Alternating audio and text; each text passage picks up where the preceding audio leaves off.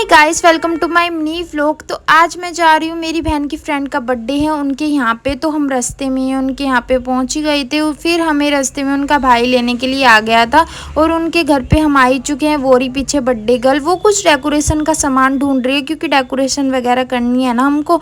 फिर डेकोरेशन का सामान मिल ही गया था। फिर मेरी बहन लग गई थी बर्थडे की डेकोरेशन में, बलून वगैरह फुलाने में। बर्थडे गर्ल आपको हाय करिए। फिर मैंने भी बलून वगैरह फुलाए, बलून भी इतने बलून फुलाए थे हमने, इनमें से आधे बलून तो फूट भी गए हैं। उसके बाद मैं बनाने लगी अपनी स्नैप। दीदी बना रही थी पास्ता। देखो बर्थडे वाले दिन भी काम कर रही हैं जैसे मैं करती हूँ। मैं रेसिपी पूछने लगी दीदी से और वो बताने लगी थी मेरे को।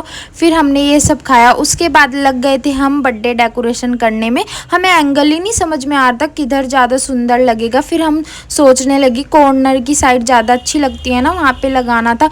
तो ये बार बार गिरे जा रहे थे। फिर ये रहता है टेबल का सामान जो कि हम निकालना भूल गए थे। उसके बाद टेबल की मतलब डेकोरेशन का सामान निकाला। बर्थडे गर्ल को तो समझ में ही नहीं आ रहा था किधर ज़्यादा अच्छी डेकोरेशन लगेगी। कॉर्नर वाली करनी थी बट वो मतलब बार बार बलून्स वगैरह गिरे जा रहे थे, कुछ अच्छा नहीं लग रहा था। फिर हमने डेकोरेशन एंगल चेंज किया। फिर फाइनली कुछ हमारी डेकोरेशन बर्थडे गर्ल को अच्छी लगी और डेकोरेशन फाइनली हो गई थी और बर्थडे गर्ल भी रेडी हो गई थी। काफ़ी ज़्यादा सुंदर लग रही थी वो भी, और केक भी आ गया था। फिर उनके केक कट की तैयारी करी और केक कट हो ही गया था। उसके बाद बर्थडे गर्ल ने खुद केक खाया और खुश हो गई। फिर मेरी बहन ने उनको गिफ्ट दिया। तो हम भी अपने घर के लिए वहाँ से निकल ही चुके थे क्योंकि मम्मी का कॉल आ गया था ना जल्दी आने के लिए। तो गाइस यहीं तक था आज का व्लॉग। Bye bye.